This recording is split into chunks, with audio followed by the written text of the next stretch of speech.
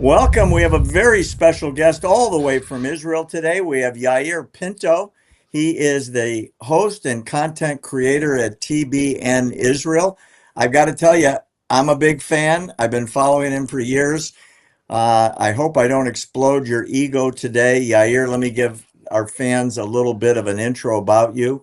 I love your stories. I love your man on the ground stuff from the days when you were a spokesman for the IDF. I know you're a captain in the Meluim, the reserves. Thank you for your service for the state of Israel. We appreciate you. Obviously, after what happened on October 7th, everything changed. Your contributions have been invaluable. Your frontline reporting on the ground in Gaza and in the north with the troops, I think is terrific. I understand you grew up near Jerusalem, in Jerusalem, near Bethlehem, actually. And we very much appreciate you coming on with us today. Yeah, my pleasure to be here. Thank you so much for having me. First of all, as I said, I love your hat. And I think that I love the background that you have behind you. I think that we're going to have this podcast moving in a very, very good direction from the get-go. So I'm excited to start. And thanks for giving me the opportunity to share from the ground what's happening in Israel. Just a few pointers for you to have. I spent the whole day yesterday inside the Gaza Strip in Sajaiya with the IDF, just on the yellow line.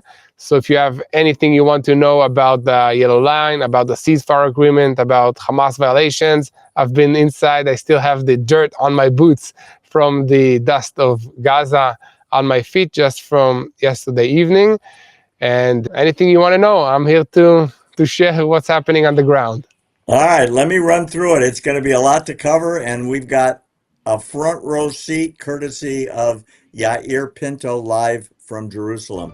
So let's start with Trump's 20-point peace plan. On our side in America, the president, the vice president, and the Secretary of State, Marco Rubio, keep saying the peace plan is working. The ceasefire is still in effect. I don't believe it because Hamas is still shooting at Israeli troops, and it doesn't seem like there's much cooperation. What are the challenges to get this whole 20-point peace plan actually to work? So let's start by fulfilling the first phase and the first objective of the ceasefire, which is bringing back all of the remains of our hostages to Israel. That was the first point. Just to enter the ceasefire agreement was bringing back all the living hostages and also all the deceased hostages back to Israel within 48 hours. Well, that was already 2 weeks ago, and the deceased are not brought to Israel.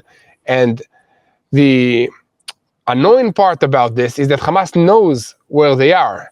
And the IDF just released footage of a drone that is showing Hamas members going to an apartment inside the area of Gaza, in which they found a remains of a hostage, and then they took it, put it in a hole in another location, and then made a phone call to the Red Cross to say, come, we're now looking for the remains, we need your help, bring us some tractors, so that it will look like they're doing the job, and then they will get more heavy machinery to maintain and to redevelop their terror tunnels instead of finding our hostages. So we are again dealing with the same Hamas, same tricks, same manipulations that we've been dealing with for 2 years and 25 years if you want to go backwards since Hamas took control of the Gaza Strip.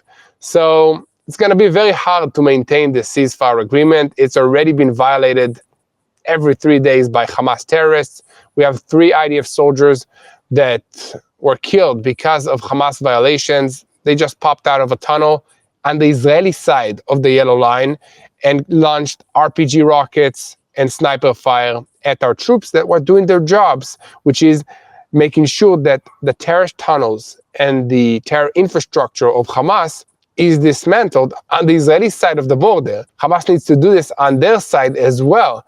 But it's going to be a long process till we get to the second phase of this deal, or even negotiating what is the second phase of this deal, which is supposed to include Hamas dismantling, handing over the Gaza Strip to a party of international forces, and then a Palestinian neutral party that is not involved or comprised of Hamas. But each step or each point that I said now has multiple challenges along the way.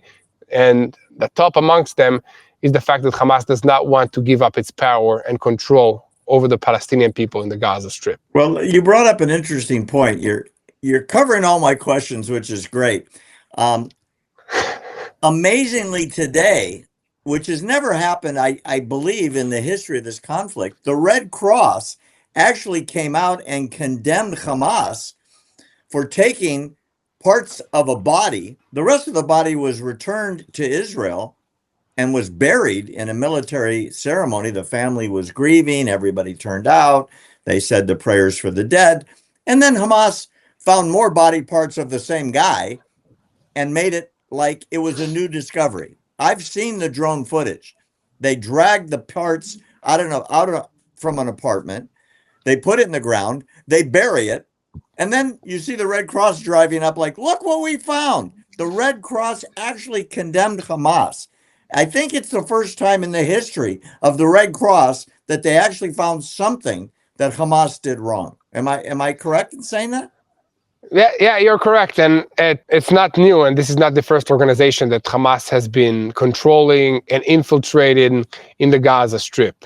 Basically, many of these international organizations, I would say apart from the GHF, the Gaza Humanitarian Fund that was controlled by the United States of America, are infiltrated by Hamas terrorists, are abiding by the agenda of this terrorist organization and its puppet masters in Iran, Qatar, or Muslim Brotherhood. And this time, I think it shows that we are watching, and not just us. The United States has a close cooperation with Israel, and it operates drones in the skies above the Gaza Strip, which is not a big place. So it's very easy to make sure that you are covering everything that's happening there. And you can see with your own eyes that Hamas is violating, is playing games, and is trying to manipulate the public's opinion regarding the ceasefire. So immediately after the ceasefire agreement that took place by Hamas, Hamas said, because of the Israeli violations of this ceasefire, we are withholding the return of the remains of the hostages. And this is a statement by Hamas officials. Well, they violated the ceasefire this time. They violated the ceasefire that we had with Hamas on October 6th, before October 7 began. So they're acting like a terrorist organization with X. When they're weak, they say, let's have a ceasefire agreement. Let's keep it quiet for now. And then they rearm, rebuild. And when they feel strong enough, they launch another attack against our forces, and another one, and another one. So this is why we should completely annihilate Hamas from the Gaza Strip, for the Palestinian people to have a better future, and for us to have peace on our borders. Well, and I think this is the major goal. On that subject, it's getting a little silly, and I don't know a different word. President Trump, Vice President Vance, and Secretary of State Rubio have all been to Israel. I mean, it's an amazing amount of American presence over the last few weeks. It's never happened in the history of either Israel or America. And repeatedly, the American three top leaders say Hamas must disarm completely. Hamas must give up its weapons and leave the Gaza Strip and not be part of a future government, and immediately must cease all violence. And of course, Hamas is doing none of that. The prerequisite, which is number 1 and 2 of the peace agreement, of course, as you mentioned earlier, is return all the hostages, living and dead, and they haven't honored it. In fact, no hostages, the dead hostages, have been given back in quite some time. The U.S. acknowledges that Israel knows where most of the bodies are, and yet they're not being returned. President Trump said again today, Hamas will be annihilated if they continue the violence. Now, if it was the first time he said it, I agree, it would be a big deal. He says it every day. Does anybody believe him anymore? Well, first of all, I think that some people do believe him, especially the leadership in Qatar, in Turkey, those that pressured Hamas to give in to the ceasefire agreement because they didn't want to. So it has merit to hear. And I think that what we've learned is that you need to repeat the same things again and again and again for people to actually hear what you're going to say, but you need to, back up your claims with action. And we see that President Trump is not just speaking, he's also sending his top leadership from his government to Israel almost every week. I know because they close the roads and I'm stuck in traffic jams every time an American official is coming here, which is almost every day in the past few weeks. And it makes a difference. But more than that, the United States is sending troops to Israel. We have a joint command station in Kiryat Gat, which is a city in Israel next to the border with Gaza. From this location, the coordination mechanism that makes sure that the ceasefire is being committed and nobody is violating the ceasefire between Israel and the United States, and everything is being coordinated, because all the Israeli strikes against Hamas locations are being communicated and also approved by the United States administration to make sure that we are not causing the ceasefire to collapse. And okay, so Hamas carries out its attacks, but it is punished severely. Just in response to these 2 attacks that claimed the lives of 3 IDF soldiers, the IDF terminated more than 100 Hamas operatives, including 30 of their platoon commanders up to company commander leaders. So during the ceasefire, it's pretty obvious to say that the IDF is gathering quality information and intelligence regarding the whereabouts of Hamas leadership in the Gaza Strip. So Hamas knows that, and I hope that they got the message and will stop violating the ceasefire, bringing back the remains of our hostages, and stop attacking our troops. Agree. I've got a tough question for you. Good. So please don't take offense, but I have to ask you because it is a story that is circulating on the very left in the U.S. and on the very right. And I mean, it's going crazy. There are people that are saying that on October 7th, the IDF response was delayed by an intentional stand-down order that came from the very top of the government to allow the massacre on October 7th to get as bad as it did before the IDF responded, that would give Bibi's government and the military the excuse to go in and wipe out Hamas. What do you say to those people in America that are publishing this kind of vicious rumor almost on a daily basis? First of all, I would say that these people have no clue what the people of Israel are, what the IDF spirit is, because it goes against everything that I was taught in officers' school in the IDF. It goes against everything that the people of Israel are standing for. And it goes against what happened on October 7th. Because on October 7th, not just did IDF companies and platoons volunteered and just voluntarily by themselves came to the Gaza Strip to start and protecting the communities and to start and giving a fight to these terrorists. Moreover, civilians just took their personal firearm or their reserve ammunitions and military gear and started to organize and move south. So the IDF did not respond in time, and this is something that we're going to have to understand and learn from. There were multiple stuff that shouldn't have happened and happened. But to say that this was a deliberate act, I think that that's just, false accusations and rumors. But we'll know maybe in 40 years, what really happened on that day. If you want, just now we received the information of what happened on the Yom Kippur War after all the archives were published. So I think that it's not correct. I wouldn't know any IDF officer at whatever rank that will not give the order to go and protect our citizens from this attack, even if the political echelon would have told him to stand down during this time. So I think that it's completely BS. Fair enough. I read a wonderful story the other day online. There is a farmer in the Gaza envelope, which for those of you that don't know watching today, are the Israeli farms that actually border the Gaza Strip. I've been there. The backyards of these farms are the fence that divides Gaza from Israel. And there's a farmer whose farm was wiped out on October 7th. And he publicized the fact that he didn't have the manpower to rebuild his farm. And a vast number, dozens of Christian volunteers came from outside of Israel, volunteered to help him rebuild his farm. The man was absolutely flabbergasted. He was so grateful that these Christian communities around the world organized volunteers on their own money to come to Israel and help him rebuild his life. Why is it that Christians will do that from around the world and come to save Israel? Well, I think that what we've learned in this war is that there is a supernatural hate against Israel, because this is a spiritual war. The enemies cannot stand us. Even the Houthis in Yemen, who ever heard about the Houthis in Yemen, march and chant, death to Israel, curse the Jews.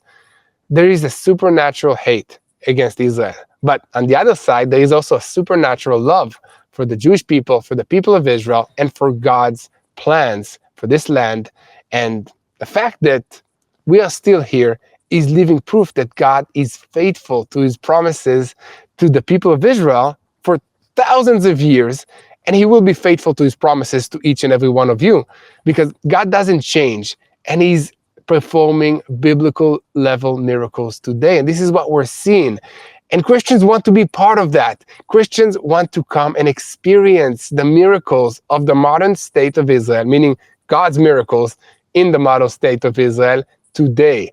And it's just living proof that God is faithful, despite the fact that the people of Israel are not perfect, far from it, and despite the fact that many of us do not know him personally or the Messiah, Yeshua.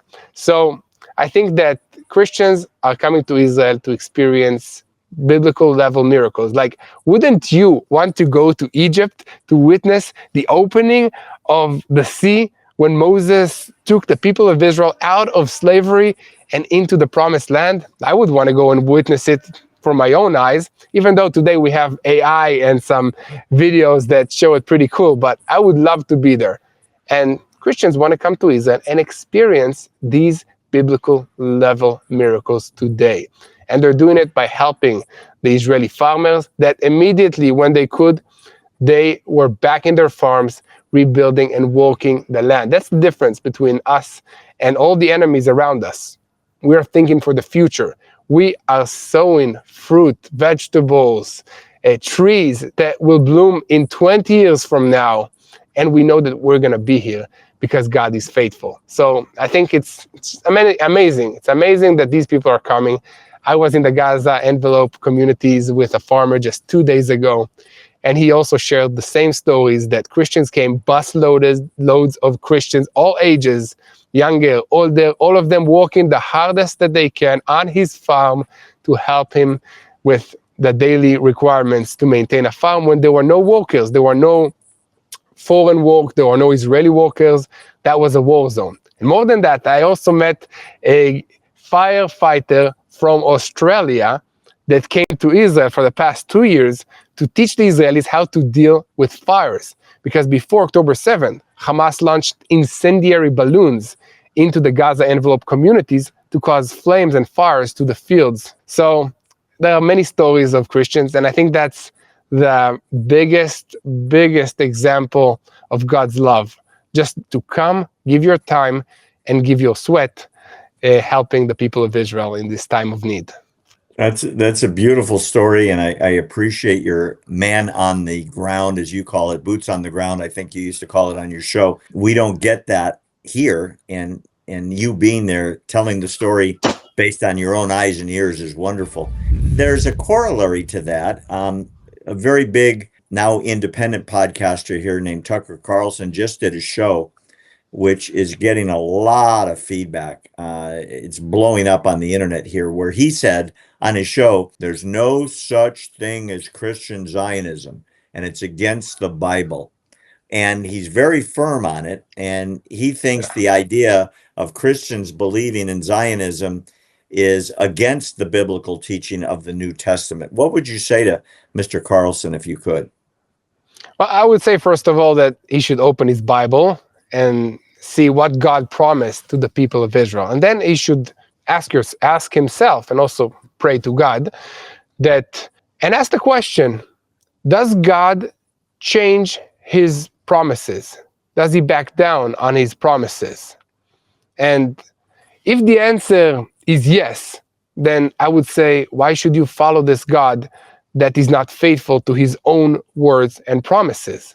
I don't know. That's not the God that I am following. I'm following a God that does not change, that is always faithful, that is listening to prayers, and that is performing biblical level miracles in modern times. And that's what Israel was in the Bible times.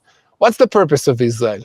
The purpose of Israel to be a living example of a people that are not good, are sinners, and are stubborn, and are not following God from the Bible times until today, but they are just living example that by God's grace and faithfulness, we are still here. Because he promised to Abram, to Isaac, and to Jacob that we will be here in the land of Israel, and he brought us back after 2,000 years.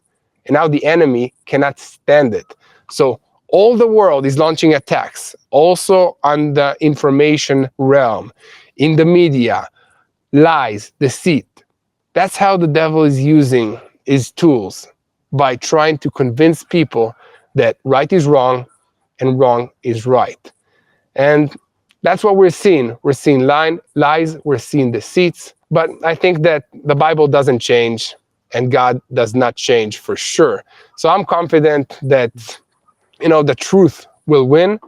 And I'm confident that God is with us and he's listening. And I really hope that Tucker will also have this revelation, and that God will speak to his heart directly, because I don't think I can convince him by saying anything. Just read your Bible, pray to God, and let him say what he thinks about Israel and our plan in his purposes for the end times and for today. Are you listening, Tucker Carlson? This guy's a smart guy. Listen. So as we move forward into the post-peace period, there are talks today about the Abraham Accords expanding. There's talks going on with Saudi Arabia right now and other Arab countries. The explosion of anti-Semitism around the world over the last 2 years has been focused on the fact that there's a genocide in Gaza, there's starvation in Gaza, that the Israelis are annihilating and wiping out the Gazans, even though the population of Gaza seems to go up every month. And even the UN finally said, okay, there's no famine, there's enough food for 6 months. Do you believe, now that the war is basically over, that the avalanche of anti-Semitism around the world, in the US, in the UK, and Australia, will now start to drop down as the war gets less in people's mind? Well, no, I think that the fast answer is no, I do not think. I think that these places will find a different excuse to launch anti-Semitic attacks against Jews that staying and residing in these countries. And I think that the world that shouted, free Palestine every day in every campus, on every TV screen, should not stop shouting this because the IDF moved out. Because at the moment, the Palestinians are suffering even more because Hamas is just executing them in the streets. Where are all these protesters that shouted free Gaza, free Palestinians, all these human rights activists? I didn't hear them. Nobody is pointing the finger at the terrorist organization. So this is a spiritual war, and I don't think that spiritual wars just end when a ceasefire comes. So I think that the attack against the Jewish people, against the people of Israel, and in general against God's will continue, just from a different angle. And we need to be vigilant, we need to be strong, and we need to be united in sharing the truth and in praying. But all in all, I think that they will just find a different way to carry out more attacks against Jews on countries outside of Israel, because they realize that Israel is here to stay, and we've proven it in the battlefield. On that subject, I wonder, I've spent a lot of time, and I've done a number of segments, dozens, on this 20-point peace plan where literally, we're still on step 1 and 2 right now. I mean, it hasn't advanced at all after the tremendous publicity that Trump received when he came to Israel, where I know he's amazingly popular. He could run for prime minister in Israel on just the Make Israel Great platform and would probably win. And yet the peace plan doesn't get out of stage 2. As you mentioned earlier, Yair, we're still waiting for the 20 remaining hostages to be released. I believe there's 13 more, 2 of which are Americans. And yet, other than threatening Hamas, it doesn't seem like anything is happening to push it forward. Let's just assume hypothetically that Qatar decides to get involved and force Hamas to give up the remaining hostage bodies. And then the next steps will come about, which concerns complete disarmament. They have to give up the weapons. They have to give up the attempt to be involved in running Gaza now and in the future. Israel and the United States have given them free passage and amnesty to leave. Can that plan succeed when you have Qatar as the lead mediator, and everybody knows, at least people that are paying attention, Qatar has been funding Hamas, Qatar has been directing Hamas, and Qatar has been providing sanctuary for the leaders of Hamas. And yet, they're the best friend of the United States, according to our president. He meets with the prime minister, the emir, and he tells them how great friends they are. He says that we have a defense treaty now with Qatar, and we're building them a base in the United States for their Air Force. I don't understand what's going on. It's like, you said it earlier, up is down, black is white, right is wrong. I don't understand. And I'm an American with contacts in Washington. I don't know what's going on. How do you see this succeeding? Well, I think that it's succeeding because all the parties have something to gain from this agreement succeeding, or something to lose if it doesn't succeed. So at the moment, I think that the turning point with Qatar was when Israel launched the assassination attempt on their soil. So they felt violated, and they needed the United States to kind of help them put Israel back in its place and contain the Israeli Air Force, because they felt that Israel was doing whatever it wanted on their soil. So that was kind of a big turning point in the relationship with Qatar, and in the fact that the United States stepped in to protect them and placed them back into the seat of the major mediators. But since then, things changed. On top of Qatar, you have Egypt, that are now wanting to be a big part and a big partner in the Trump peace plan to rehabilitate the Gaza Strip, to make sure that Hamas is not in charge. And again, it's not because they are friends with Israel. It's all about interests. Their interest is that the Muslim Brotherhood and that Hamas will not become stronger on their northern border, which is the Gaza Strip. They don't want Hamas to regain its control because they're afraid of the Muslim Brotherhood within Egypt. Same thing goes to Jordan. And we also see another huge country that are trying to get involved in this agreement, which is Turkey. But here the interests are not aligning with Israel, because Turkey has voiced multiple times in the past 10 years already their anti-Israel agendas and their attempts at regaining military control in the Middle East. So Israel vetoed any kind of presence of Turkish forces on the ground in the Gaza Strip. But yes, Qatar is a very interesting player. They are playing the long game. They are investing in changing the minds of university students in the United States. In Europe, they are buying what's it called? Soft power.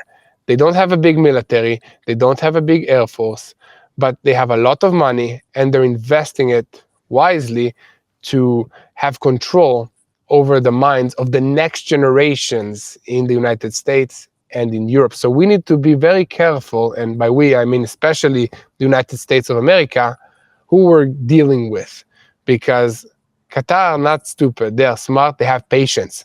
That's the difference between democracies and dictatorial regimes. They can afford to play the long game, 20 years, 25 years of planning, of investing. And unlike a democratic country that has a 4-year term, maybe 8 years if the president is reelected. So this is something that we need to be wary of, and we need to watch out what happens underground. But as long as Israel maintains its security control in Gaza, and I think this is something we learned that we must do in every situation, and not allow any kind of international players to try to protect us, because it doesn't work, then we'll be safe and it's going to be good. But we need to watch out from getting involved with some of these players. Well, you hinted about the talking points coming out of Qatar, and I would mention from the mouth of the dictator in Turkey, Erdogan. It's really amazing to me that Qatar talks to President Trump in English, and it's published here in the US as though we in Qatar were like this. And then major spokespeople for Qatar, including their own captive network, Al Jazeera, in Arabic, publish, and I mean last week, incredibly ferocious anti-Israel, anti-Zionist, anti-Jewish speeches about the annihilation of the Jews and the annihilation of the Jewish state. Of course, it receives virtually no press here because it's in Arabic, but I get the translations. And at the same time, Erdogan just last week was calling for the annihilation of Israel to Turkish media.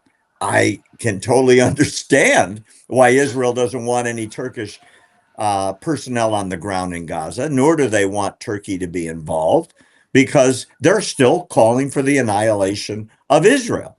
And if from the perspective of Erdogan, he has a very, very strong anti-him movement within Turkey. And so he's playing the game of distracting his citizens with, let's all unite against the common enemy of Israel, even though Israel has never done anything at all, ever, aggressive against either him or his country.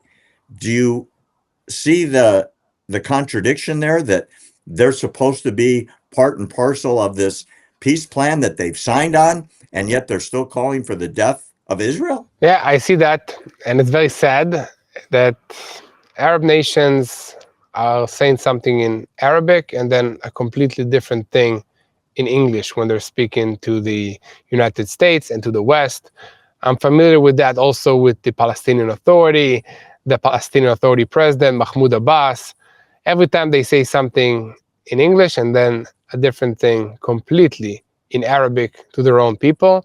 And sadly, the mainstream media of the West are buying into all of these propaganda messages and falling in the trap of believing that these terrorists have changed and they will honor their word. And a terrorist leader of Al-Qaeda is now the president of Syria. And just because he's wearing a suit, then he's not a terrorist anymore.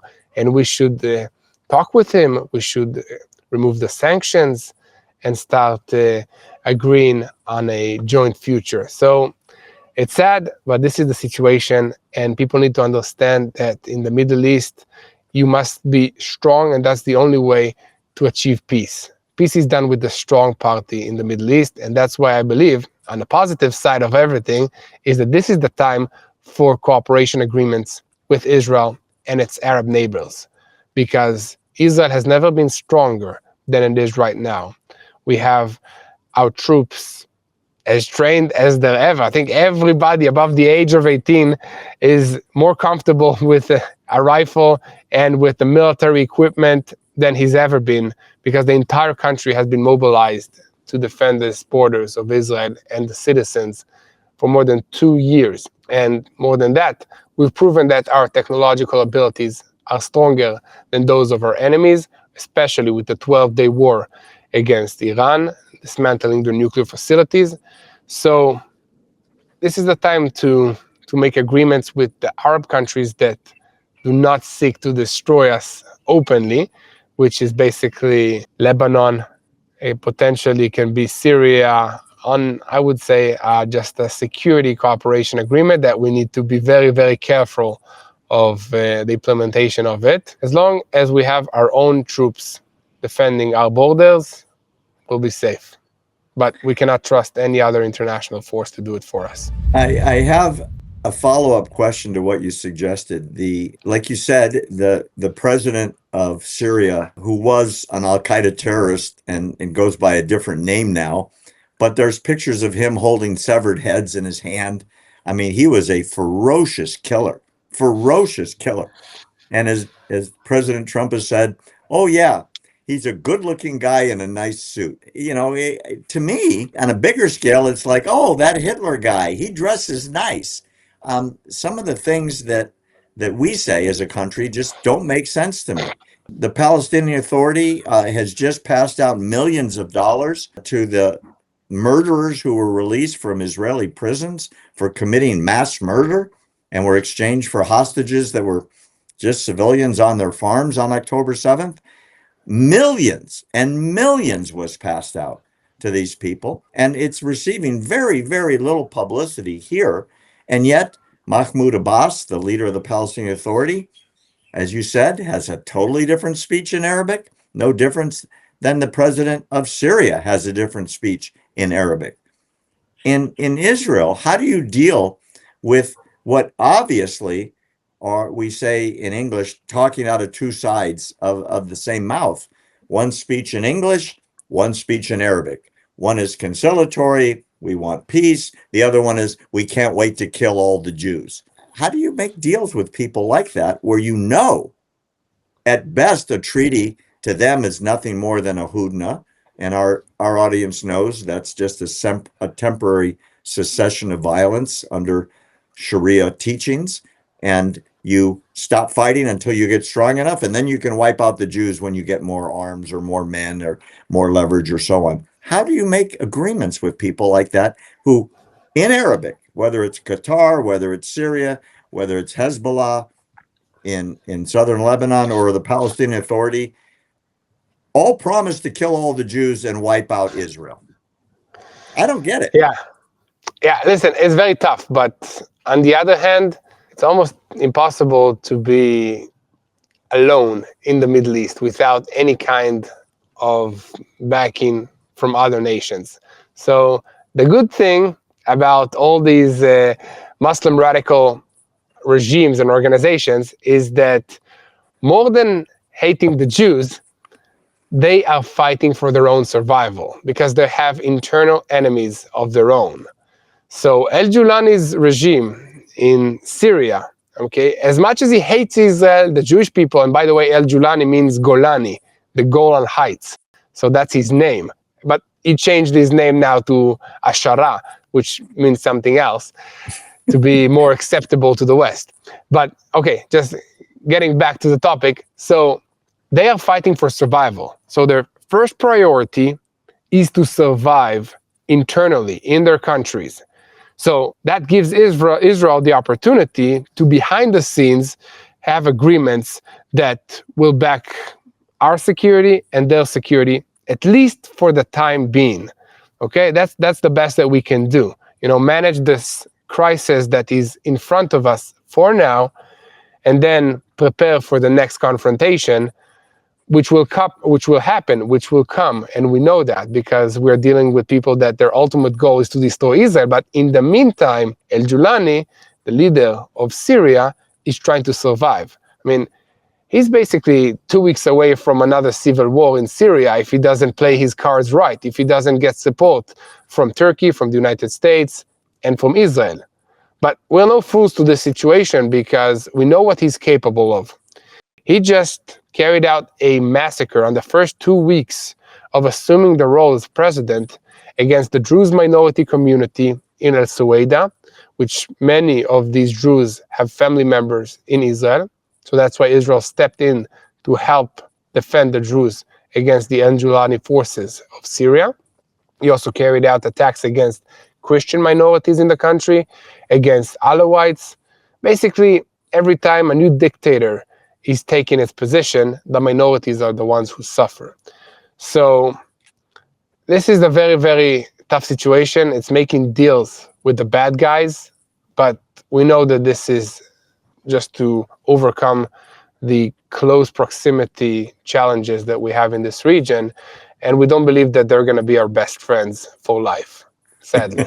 unless a change of heart will happen, and God can make that happen. And that's my prayer, that they will receive God and start loving the people of Israel. It's possible, but in the meantime, we need to be strong again.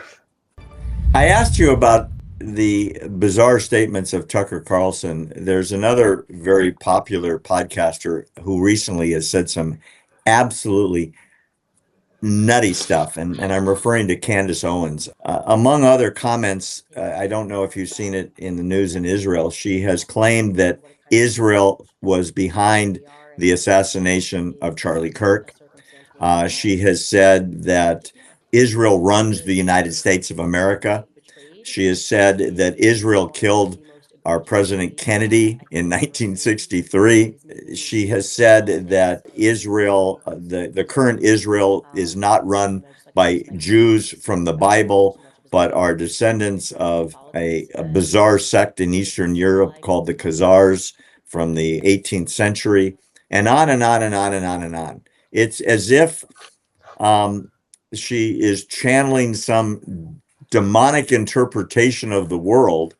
And this woman went from working with Jewish organizations like Prager University and the Daily Wire, and then Turning Point USA, where Charlie Kirk was a phenomenal friend of Israel and a personal friend of Bibi Netanyahu.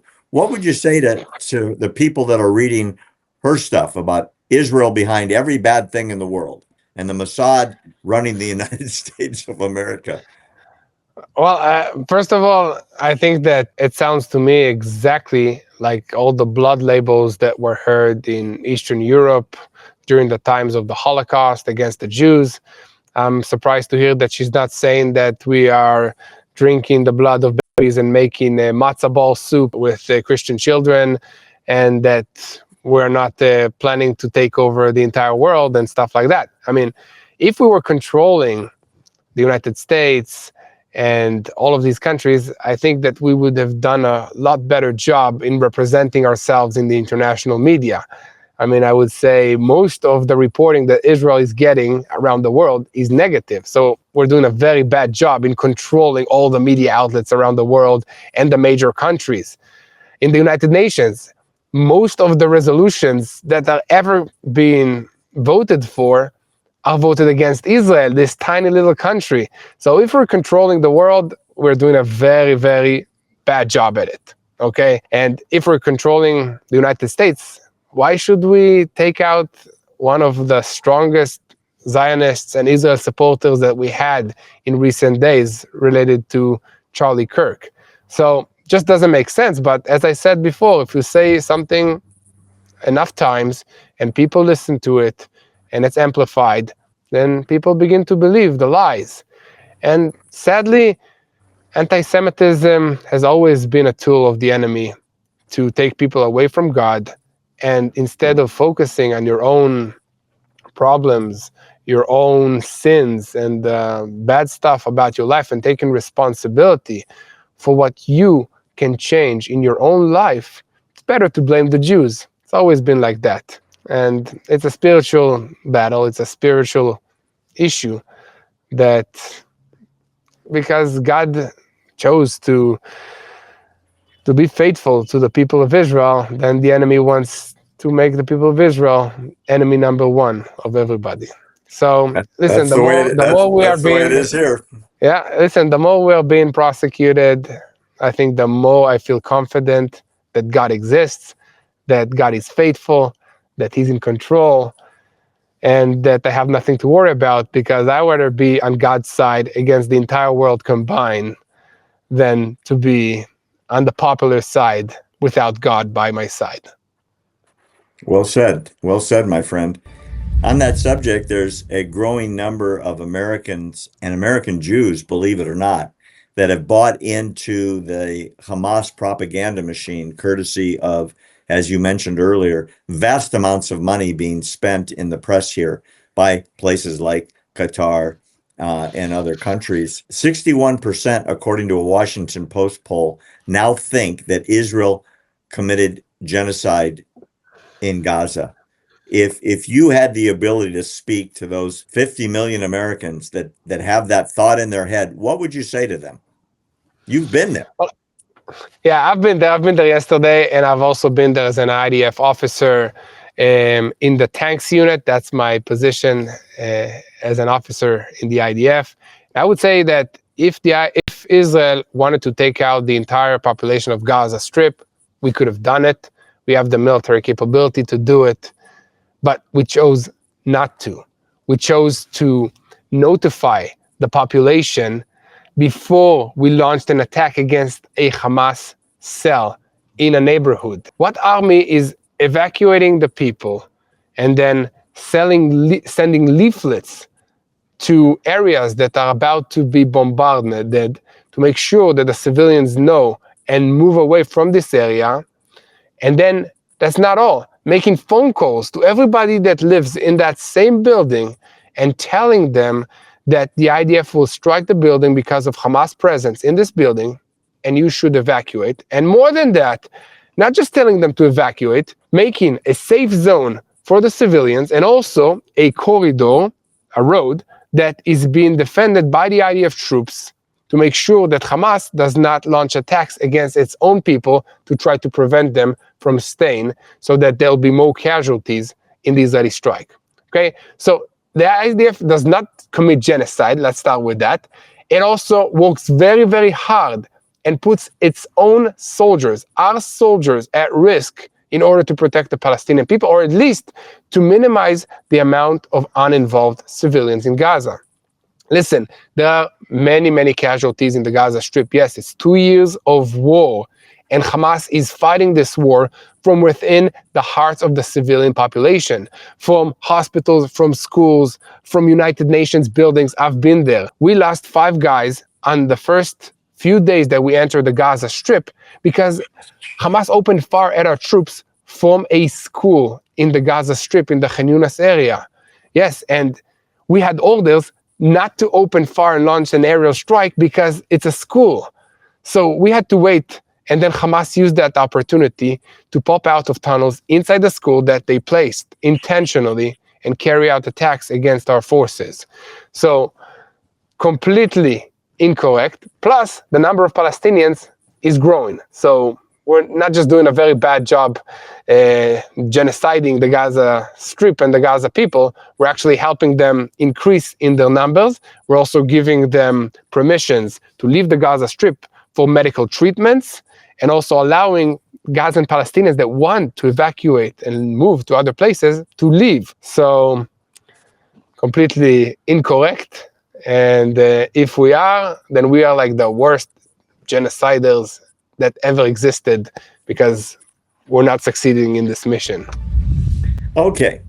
You've convinced me that you know so much about what's going on with Hamas, what's going on between Israel and Hamas, and what's going on between Israel and the rest of the world with the peace plan that so far hasn't gotten anywhere past step 2, and there's 20 steps.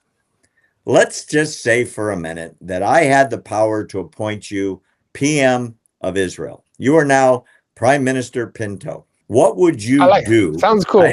Sounds cool. I like it too. I like it too. We just have to get you, in the words of President Trump, a nice suit.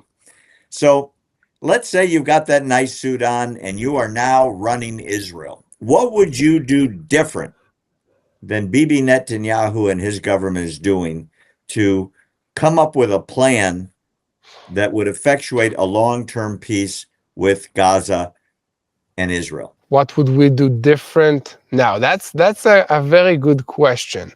Listen, a lot of the things that are happening now, I would say I would still do them.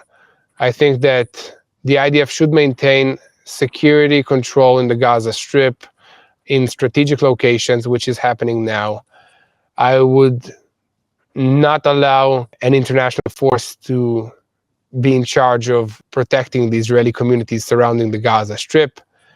I would make sure that the new government that is in charge of everything that's happening in the Gaza Strip area has nothing to do with Hamas, which is sadly not the case right now. At the moment, Hamas handpicked 20 of the future transitional government members that will be in charge of dismantling Hamas in Gaza, which already doesn't make any sense to me. But I really hope that Netanyahu will do these things. He still has time to do most of them. But other than that, I think that there are many things along the past 2 years that I would do differently in terms of unifying the country of Israel.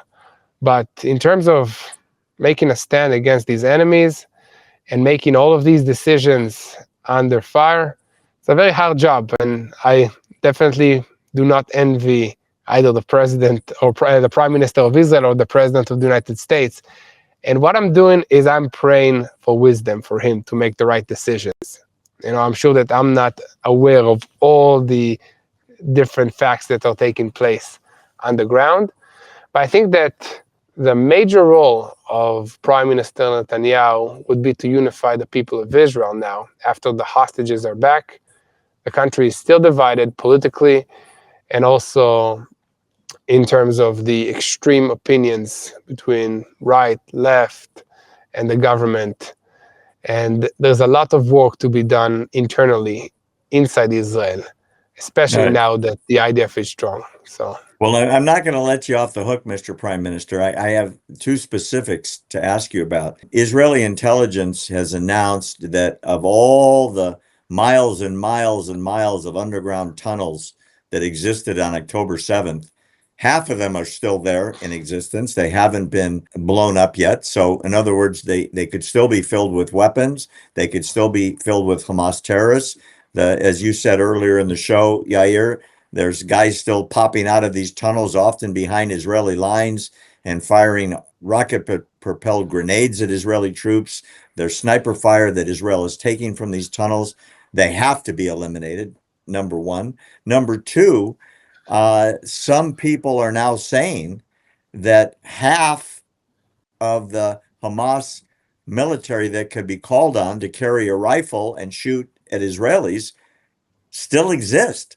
Whether they are in uniform or not, they have not been eliminated. They have not let their allegiance to their former commanders go. What would you do with those two problems? So regarding the tunnels, the IDF is already starting to dismantle all the tunnel infrastructure on the Israeli side of the Yellow Line. And it's a long process. I've been there. I've been into Gaza Strip. I've been in the process of dismantling these tunnels. It takes a long time because some of them are 20 meters beneath the ground. Some of them are underneath rubbles and destruction of buildings. Some of them are underneath hospitals. So how do you blow up a tunnel that's underneath a hospital? It's very hard. And the hardest part now is that on the Palestinian side of the Yellow Line, meaning under the Hamas-controlled Gaza area, they're doing the opposite. They're rebuilding the tunnel system. So I would condition the next steps of the ceasefire agreement with 100% of destruction of the terror tunnels in the Gaza Strip. That would be the number one goal. So dismantling Hamas does not happen when there is a single terror tunnel that still exists in the Gaza Strip. That would be the goal. It will take time. It will be hard. We will have opposition by Hamas, but that must be the minimum condition for October 7 not to happen again in 7 years. Second question that you asked, I think I already forgot. If you can repeat the second. There are, according to some reports, Yair, half of the Hamas fighters still are alive. Yeah. Okay, yeah, that's true. And it's not the same fighters because Hamas has been recruiting nonstop from the Palestinian population fighters, terrorists, starting from the age of 11, 13, 16. That's kind of the good age to start recruiting new terrorists for the Hamas organization. And they are doing that because they control the humanitarian aid. They control all the ministries in the Gaza Strip. They control the police. They control the education system. They control the health ministry. They control the work ministry. Every element of Palestinian society in the Gaza Strip is controlled by Hamas.